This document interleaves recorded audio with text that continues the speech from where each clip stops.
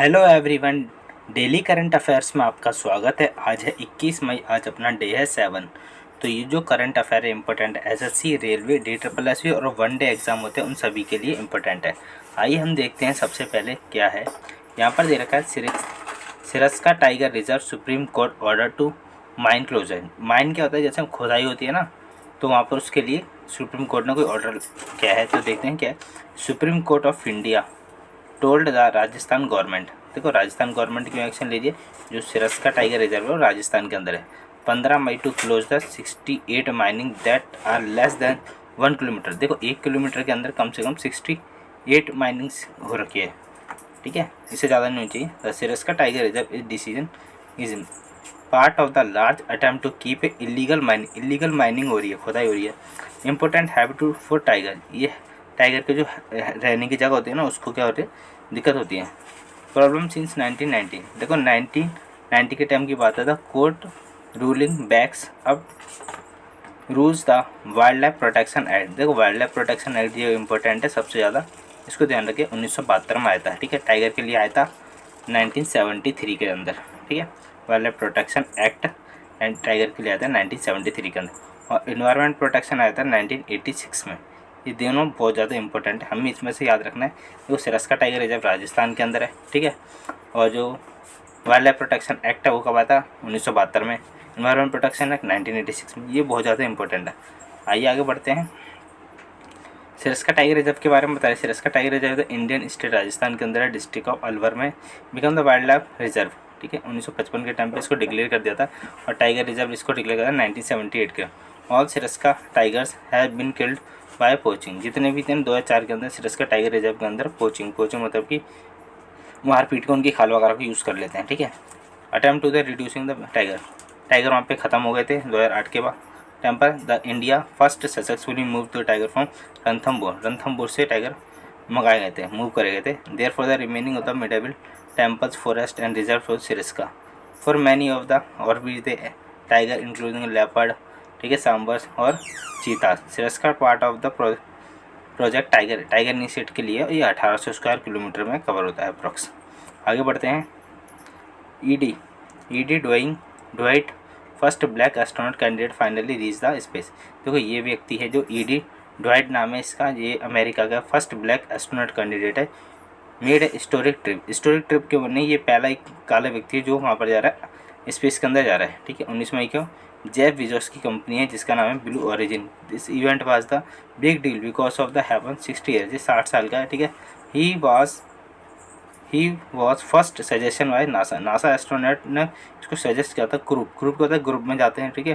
Donate set a new record the oldest person to fly to the space and felt weightless of a few minute in 90 year, ठीक है। चलो आगे बढ़ते हैं। इसके बारे में थोड़ी सी बात। ब्लू ओरिजिन किसकी कंपनी है? जेफ बेजोस, जिसका जेफ बेजोस किसके मालिक है? अमेजोन के मालिक हैं, ठीक है। ब्लू ओरिजिन की शुरुआत की गई थी जेफ बेजोस ने 2000 के। देखो ये इंपॉर्टेंट बात है, कब की थी? 2000 के अंदर, ठीक है। एक व्यक्ति का नाम रखना, कहाँ का? अमेरिका का, ठीक है। ये important. First crude flight New Shepard, ठीक है, 20 जुलाई 2021 को करी थी जेफ बेजोस ने, ठीक है, याद रखना। और स्पेस एक्स किसकी है? टेस्ला वाले की, ब्लू ओरिजिन। अनलाइक है कंपटीटर, इसके कंपटीटर हैं ये सारी प्राइवेट कंपनी, जैसे नासा, इसरो, ये तो गवर्नमेंटल है।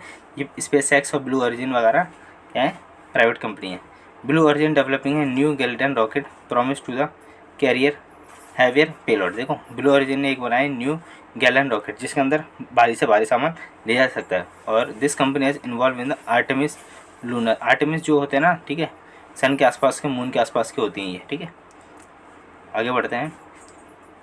Constitution bans to verdict binding of the lesser branches of Supreme Court, ठीक है। Supreme Court of India made a big decision, इसने एक बहुत बड़ा डिसीजन लिया है। The made of the constitution bench होते हैं ना, छोटे छोटे बेंच, ठीक है, उनको लेके। बेंच में बताता है, ये सुप्रीम कोर्ट है, इसके छोटे जैसे ट्रिब्यूनल्स होते हैं उनको बोलते हैं बेंच को। Decision make a smaller benches according to the Haryana village common land regulation act 1961। This is brought a during the review वह 2022 decision about the land holding right, ठीक है। इसके पास लैंड होल्डिंग का राइट था, उसके ऊपर रिव्यू किया है सुप्रीम कोर्ट ने। तो कई सारे राइट हैं, बाइंडिंग, प्रेसिडेंट, जुडिशियल रिव्यू और लीगल कंसिस्टेंसी। इनको एक बार देख के पढ़ लेना, ठीक है। बाइंडिंग वाले में क्या होता है, इसमें बाइंड की जाती है कुछ चीज़ों को, कहाँ तक सीमित है, ठीक है। जुडिशियल रिव्यूज़ को द्वारा से देख सकते हैं चीज़ों को, ठीक है। और लीगल कंसिस्टेंसी होती है ना, आप होल्डिंग द इंटीग्रल कंसिस्टेंसी व लीगल सिस्टम के द्वारा होती है वेल नोइंग स्टैंडर्ड। आगे देखते हैं। देखो सुप्रीम कोर्ट के कई सारे आर्टिकल है, मैं सारे आर्टिकल एक बार जल्दी जल्दी बताता हूँ। ठीक है, 124 में स्टैब्लिश है सुप्रीम कोर्ट की बात करिए, 125 में उसकी सैलरी के, 126 में अपॉइंटमेंट को लेकर, 127 में उसकी एडॉक जज, एक प्राइवेट जज के बारे में, ठीक है, कर लेते हैं। Attendance retire judgement of the sitting of the Supreme Court, ठीक है, उसकी अटेंडेंस को लेकर। 29 में court of the court record होता है, और 30 में होता है सीट अब सुप्रीम कोर्ट के अंदर सीट कितनी है।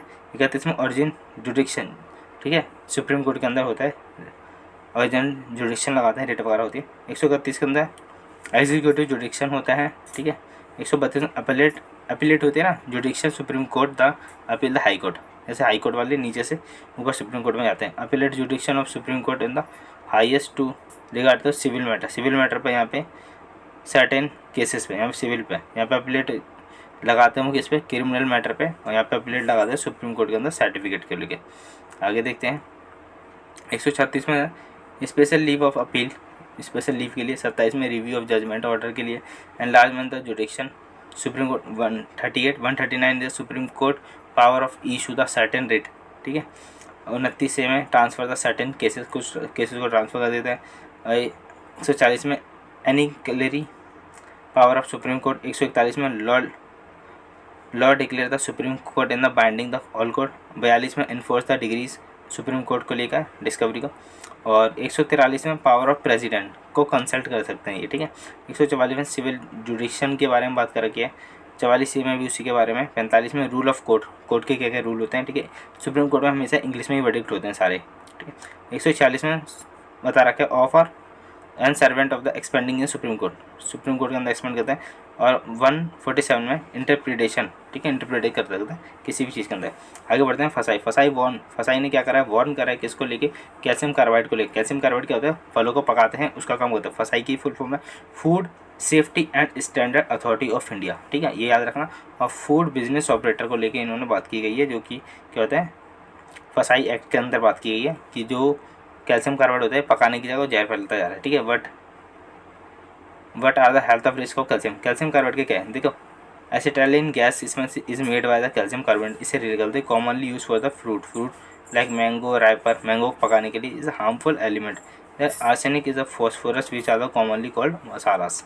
मसाला के अंदर आर्सेनिक वगैरह होते हैं, ये सारे मसाले होते हैं उसके अंदर।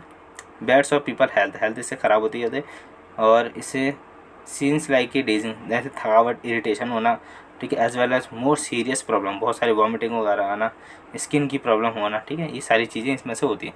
फसाई के बारे में जान लेते हैं। फसाई की जो है food safety standard authority of India, इसकी शुरुआत हुई थी 5 सितंबर 2008 के अंदर, इंडिया के हेडक्वार्टर दिल्ली के अंदर है, ठीक है। आगे बढ़ते हैं।